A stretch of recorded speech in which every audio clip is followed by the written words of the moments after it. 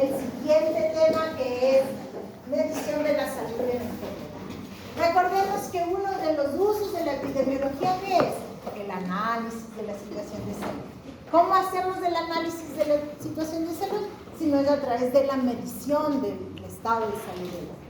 Entonces vamos a ir viendo en qué consiste esta medición. Nos va a permitir ver el nivel de salud y del bienestar, medir la capacidad funcional, ver la presencia y las causas de las enfermedades. Ya también vieron ustedes en el INE, ¿no es cierto?, cada uno con sus enfermedades, cuáles eran las principales causas de muerte, en este caso no de enfermedad, sino de muerte, porque estamos trabajando con el de mortalidad. Si nosotros trabajáramos con la otra base de datos que tiene el INE, que es sobre los egresos hospitalarios, entonces nos estaríamos refiriendo a morbilidad. Pero también el Ministerio de Salud Pública tiene sus diferentes bases de datos, fuentes de información para saber de qué las personas se enferman. ¿De acuerdo? Y luego también cuál es la expectativa de vida de la población. Entonces ya vamos a ver una serie de indicadores que me están diciendo cuál es la expectativa de vida. Una de esas es la esperanza de vida, que ya les había comentado, ¿cierto? ¿Qué era la esperanza de vida? Como la expectativa en promedio a los años. Exactamente, es en promedio cuántos años una persona o un grupo de población va a vivir.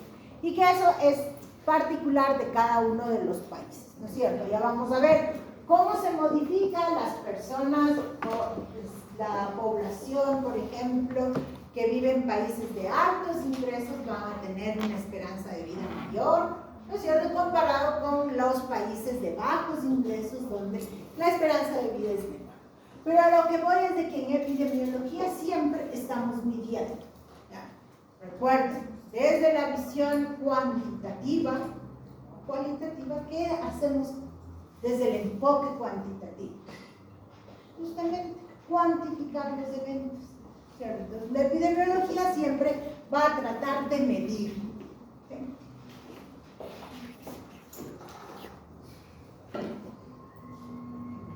Lo que les mencionaba, entonces, vamos en epidemiología, se trata de observar los diferentes fenómenos para poder cuantificar. Cuantificar, que puede ser de nuevo la muerte, cuantificar la enfermedad, cuantificar la discapacidad, cuantificar ciertos factores de riesgo, el sedentarismo o la actividad física, podemos ver la obesidad, podemos hablar de desnutrición infantil, porque estamos tratando de cuantificar los eventos. Los eventos, obviamente, es de interés y objeto de investigación en la epidemiología. ¿Sí? Como les decía, ¿a través de qué? La recolección de los datos. Pero primero necesitamos tener datos y para poder estimar estos indicadores. ¿Cuáles son los indicadores que comúnmente trabajamos? Morbilidad y mortalidad. Morbilidad, incidencia y prevalencia.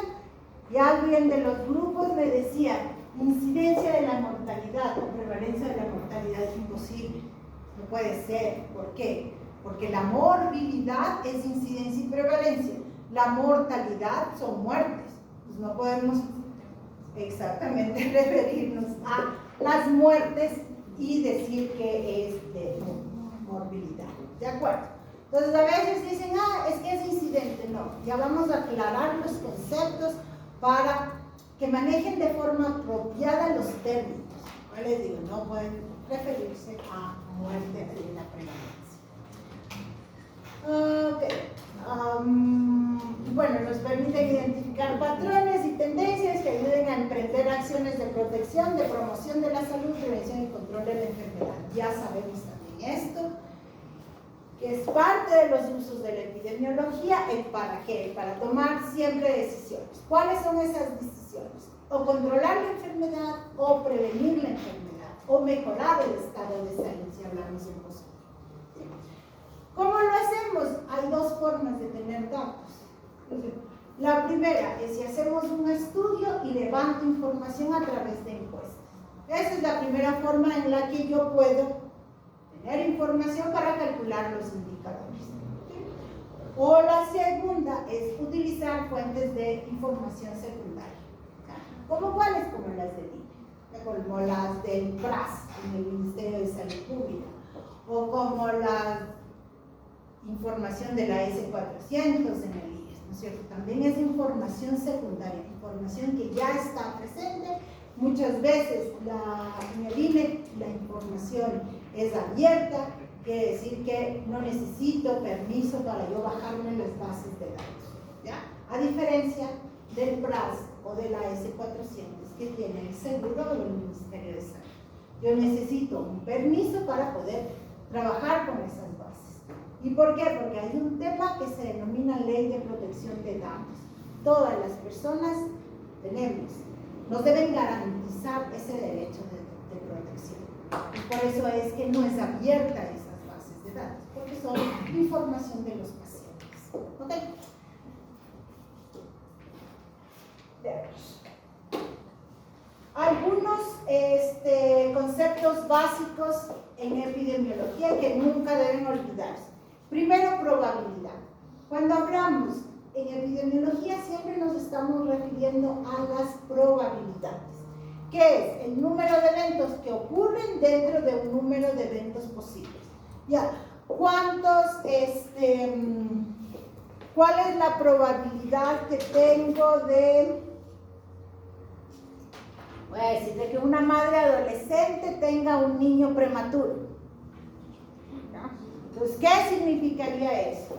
El total de numerador, vamos a tener número de eventos que ocurren.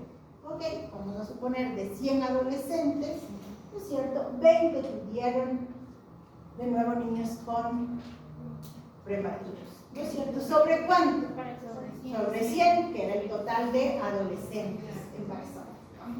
¿Sí? A eso se refiere probabilidad. No significa, de nuevo, que todas las madres adolescentes van a tener hijos prematuros. No, es que existe una probabilidad. ¿Cuál es esa probabilidad conocida? En este caso, 20 sobre 100. ¿Ya? ¿Cómo sabemos nosotros estas probabilidades? Tenemos dos probabilidades. Probabilidades a priori y probabilidades a posteriori. ¿Ya? A priori son las que conocemos. Vamos a suponer cuál es la probabilidad que yo tengo de sacar en los dados, cuando lanzo los dados, es de tener un 6. 1 sobre 6. 1 sobre 6, porque tengo una probabilidad sobre 6. ¿De acuerdo? Esas son probabilidades a priori. Yo ya conozco, yo no tengo que generar ningún conocimiento nuevo para saber cuál es mi probabilidad. Sin embargo, en salud, ¿no es cierto? Trabajamos con probabilidades a posteriori. ¿Por qué? Porque necesitamos hacer el estudio. ¿Sí? Entonces, ¿cómo yo hago el estudio? Vamos a suponer, me voy a la maternidad Isidro Ayora, al hospital gineco-obstétrico Isidro Ayora. Hay un centro de adolescentes y cojo a todos los adolescentes y miro, ¿no es cierto?, cuántos han tenido hijos prematuros. Esa es probabilidad a posteriori. ¿Sí? Porque yo tengo que hacer el estudio para poder saber cuál es la probabilidad que tengo. Y así es como trabajamos en epidemiología. En algunas ocasiones, probabilidades a priori o probabilidades a posteriori. Ya ahí, por ejemplo, pensemos en diagnóstico, en validación de pruebas diagnósticas. Ya sabemos, por ejemplo, que la probabilidad de detección oportuna, no sé, de qué hablemos, del LISA, del Western, exactamente, es casi del 99%, ¿ya? Para la detección de VIH. ¿Esa qué es? ¿Probabilidad a priori o probabilidad a posteriori? A priori, porque ya se han hecho los estudios y ya sabemos que el Western blot es del 99%, que detecta de forma apropiada a las personas que tienen VIH positivo. ¿Sí? ¿Está? Ahora, si es que yo tengo una nueva prueba, ¿no es cierto?, tendría que estudiar para saber en realidad cuál es la sensibilidad, la especificidad, valores predictivos. Es decir, saber cuál es su capacidad para detectar a las personas con VIH. No sé, porque esta prueba no existe, es una súper nueva, entonces voy a hacer la investigación y esa sería mi probabilidad a posteriori.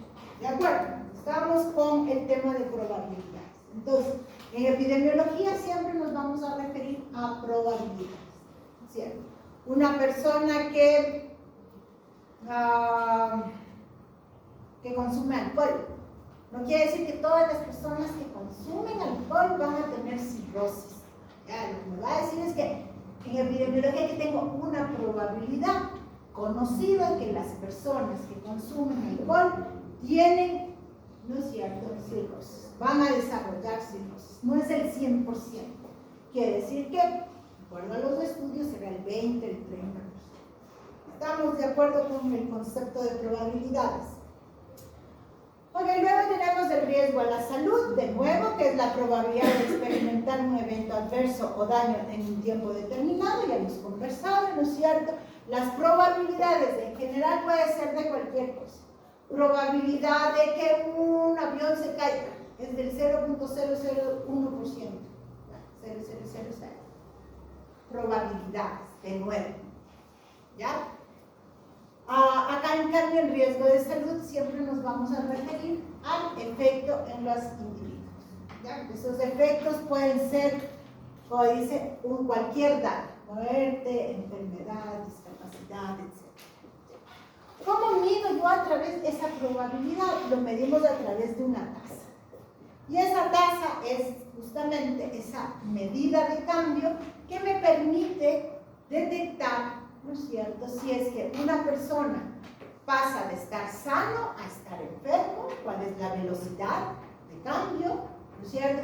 Pero también puedo tener nosotros probabilidad de que una persona enferma pueda fallecer, ¿no es cierto? Estamos hablando de diferentes tipos de tasas. Y aquí lo importante es que vamos a tener siempre una población, ¿no es cierto? Aquí dice, fenómeno dinámico, por unidad de población y de tiempo. Tiempo, exposición, persona. ¿Qué significa eso? Que en una tasa yo voy a tener en el numerador el número de individuos que experimentan el evento de interés. En el denominador voy a tener siempre la población total de individuos expuestos, ¿no es cierto?, para presentar el evento, y finalmente tenemos siempre un periodo al que nos vamos a referir. Ay, es que ahora me acuerdo que este no funciona. No funciona, ahora me acuerdo que no funciona. ¿Me pueden ayudar leyendo la pizarra, por favor?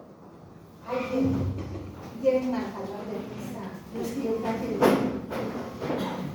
ya me acordé que ¿qué tenemos? Tasa de mortalidad general. Tasa de mortalidad general. ¿Cuál va a ser el numerador? Siempre número de defunciones. Bien. Y acá dicen un periodo de tiempo. Siempre nos tenemos que referir a un periodo, a un año específico. ¿Sí? Por ejemplo, número de defunciones, tiempo y lugar. En el Distrito Metropolitano de Quito en el 2023. ¿De acuerdo? Siempre el numerador. Defunciones, en el denominador que vamos a tener. Vamos a tener la población total ¿de qué? Del Distrito Metropolitano de Quito en el 2020. A eso refiere que siempre vamos a tener estas dos variables, lugar y tiempo. Y eso siempre vamos a mantener en la misma, tanto en el numerador como en el denominador. Es solamente para decirles que si yo quiero sacar la tasa de mortalidad general del Distrito Metropolitano de Quito, ¿no es cierto? En el numerador no puedo tener las defunciones de Quito y en el denominador la población de Guayaquil. ¿De acuerdo? Que siempre vamos a mantener el lugar y el tiempo tanto en el numerador como en el denominador. ¿De acuerdo? No podemos.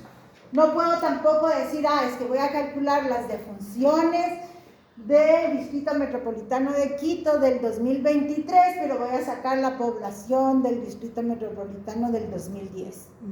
Ya, ¿de acuerdo?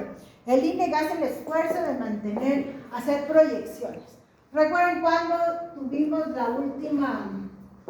el último censo? A ver. 2016.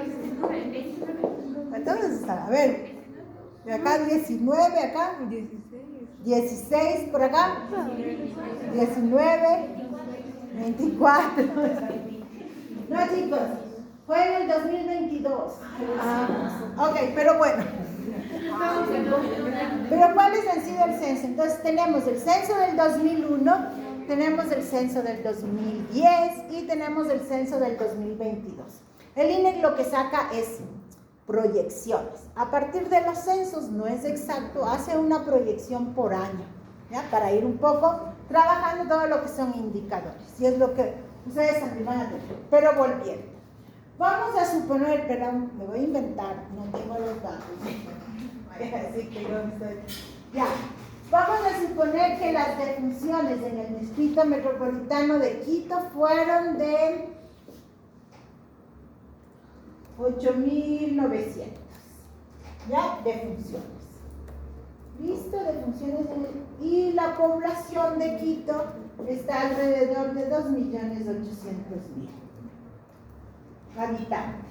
Igual, esta es población total del Distrito Metropolitano de Quito del 2023. Ok. ¿Cuánto me da esto? Saquen, ¿se acuerdan que les dije que todo el mundo debía tener calculadora? Ok, todo el mundo con calculadora, guardados.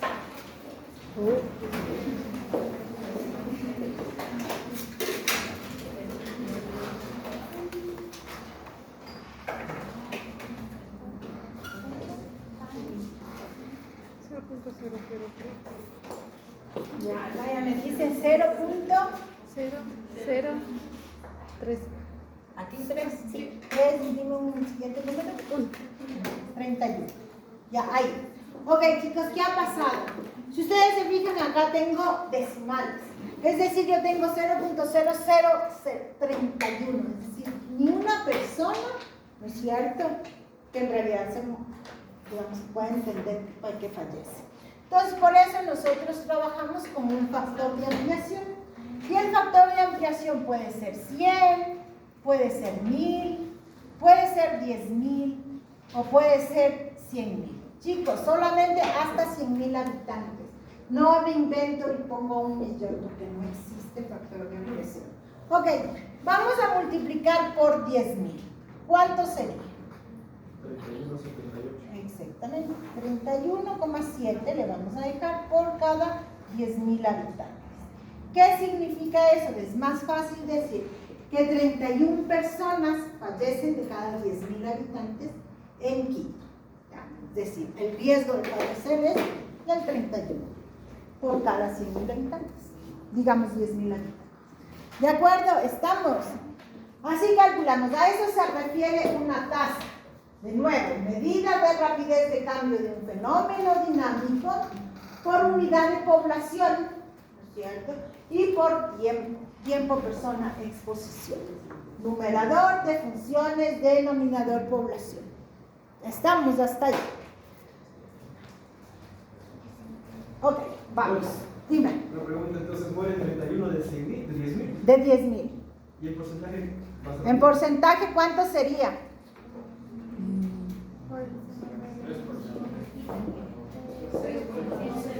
A ver, multipliquen 0.031%. ¿Cuánto sale?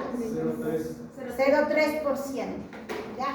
Por eso les dije, ¿cuál es el objetivo de tener un factor de ampliación? Es tener personas completas, digamos, disminuir los decimales, porque no podemos expresar que 0.5 de persona muera. ¿Ya? O sea, que morirá solamente la cabeza y no los pies. ¿Cómo le dividimos para poder entender eso? ¿De acuerdo? Entonces, por eso es que se multiplica por un factor de ampliación. Porque es más fácil saber que 2 de cada 10 se fallecen o 3 de cada 500, estamos para la exposición. ¿Cómo se determina qué factor representa su parte? Muy bien, ¿cómo determinamos esto? Siempre va a depender del denominador. Si tenemos poblaciones muy pequeñas, podemos hacer por 100 o por 1000. Si ya tenemos unas poblaciones un poco más grandes, vamos a trabajar por 10.000.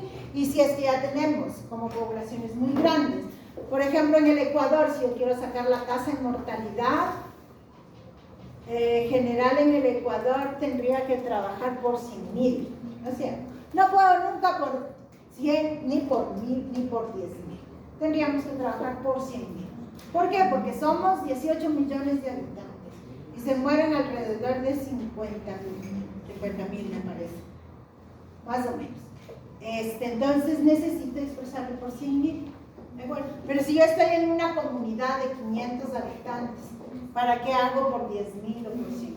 No sé, hago por 1.000 o máximo por, digamos, por 100 o máximo por 1.000. Pero siempre recuerden que siempre se expresa de esta forma la tasa, ¿no es cierto? 50 por cada, por ejemplo, 100.000 habitantes. Esa es la forma de expresar, ¿ya? Si es que yo quiero hablar de 100, 5 de cada 100. ¿Sí? ¿Estamos? Ok. ¿Preguntas?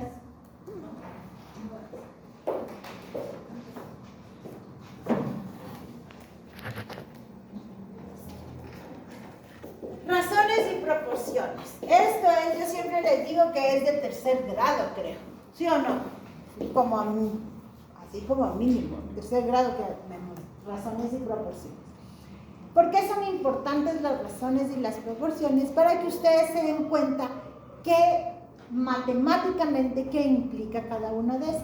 Entonces, las razones dividen dos partes de un todo, es decir, el numerador no está incluido en el denominador. ¿Sí? Aquí básico dice razón de mujeres por hombres, o lo que se conoce como razón de feminidad. ¿Cuánto es la razón de feminidad en esta aula que son de paralelo 8 de tercer nivel? A ver, cuente cuántas, ¿cuál sería? Razón. Cuenten las que están así, por favor.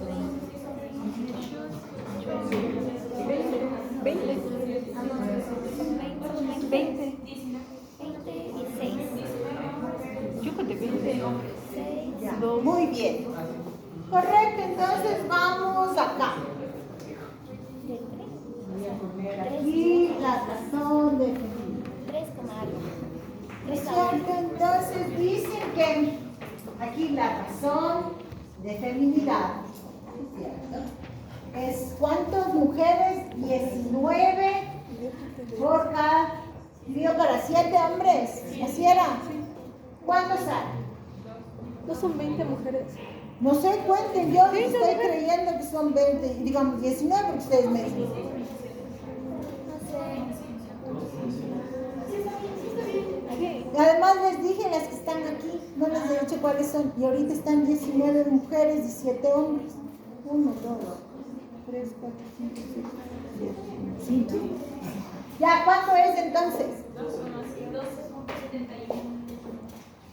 Así. 2,71. Ah, 2,71.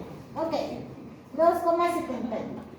Sí, generalmente se expresa así la razón. Querría decir hay dos mujeres, ¿no es cierto? 2,71 por cada, digamos, por hombre. En las razones, aquí ya vamos a ver las otras razones, a veces se pueden expresar en 100. ¿Sí? Entonces, multiplicamos o dividimos para 100 y nosotros decimos, por ejemplo, 271 por cada 100 hombres. 271 mujeres por cada 100 hombres. ¿Ya? También se puede expresar así, pero no voy a esto. Eso luego les voy a explicar. ¿Qué es lo importante decir aquí? Y es por una... que las razones, ¿no es cierto? El numerador no está incluido en el denominador. Las proporciones, en cambio, nosotros hacemos una división donde el numerador está incluido dentro del denominador. ¿De acuerdo? Por ejemplo, proporción de mujeres sobre el total del grupo. ¿Cuánto sería entonces en la proporción? 19 sobre 26. ¿Y cuánto es? 0.73. 0.73, y aquí sí puedo expresar por 100, ¿no es cierto? Y esto sería 73%. Es decir, el 73% son mujeres y el restante 27% serían hombres.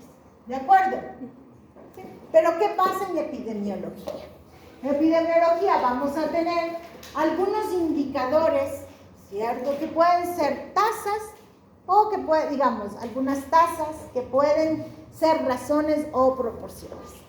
En este caso, en la tasa de mortalidad general del Distrito Metropolitano de Quito, ¿es una razón o es una proporción? Es una proporción. Es una proporción porque en el numerador están parte los del denominador. ¿Ya? Sin embargo, hay algunas otras tasas que son razones, como por ejemplo la tasa de mortalidad infantil. Vamos con la tasa de mortalidad materna, mejor que ustedes ya trabajaron con esos indicadores. Tasa de mortalidad materna. Tasa de mortalidad materna, que también se le conoce como razón de mortalidad materna. ¿Qué tenemos aquí? Si hablamos de mortalidad materna, ¿quiénes son los que fallecen? Las madres, correcto. Entonces vamos a suponer de nuevo número de defunciones, ¿no es cierto?, maternas. ¿Qué son las defunciones maternas? Las que se han producido durante el embarazo, el parto o el posparto. ¿Bien? ¿Sobre qué? Aquí está. Si yo quisiera hacer una proporción, ¿qué necesitaríamos como denominador? Necesitaríamos conocer el total de madres embarazadas. ¿Ya? Pero como no tenemos ese dato, no podemos cuantificar, se desconoce cuál es el número de embarazadas, ¿no es cierto? Se trabaja como denominador el total de nacidos vivos. ¿Por qué decimos que el total de nacidos vivos? Porque asumimos que hay un nacido vivo porque había una mujer embarazada. ¿Ya? No es tampoco tan exacto, pero es lo más cercano a tener. Total de nacidos vivos. ¿De acuerdo? Y esto multiplicamos por 100.000 habitantes. Digamos, 100.000 nacidos vivos, perdón. ¿Por qué por 100.000 nacidos vivos? Porque la tasa de mortalidad materna es siempre bastante pequeña. El número de funciones maternas no es. Vamos a hacer lo mismo, igual. Tasa de mortalidad materna, vamos a suponer en Pichincha. ¿Ya? No pongo Distrito Metropolitano de Quito porque nos va a faltar. Entonces, vamos a suponer en cuál año. En el 2023. Listo. Chicos, me voy a inventar los datos, yo no me pongo. Entonces, vamos a suponer que el número de funciones maternas que hubo en el 2023 en Pichincha fueron de 8. ¿Ya? Y vamos a suponer que en Pichincha tenemos como unos, a ver, si en Quito son 2.800.000, unos 3.500.000. Pongamos, 3.400.000, 500.000.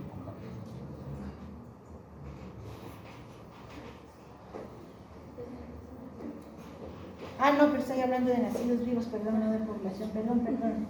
Yo me equivoqué. 30.000. 30.000 nacidos vivos, vamos a suponer que hay en Pichincha. Ok, ¿cuánto es?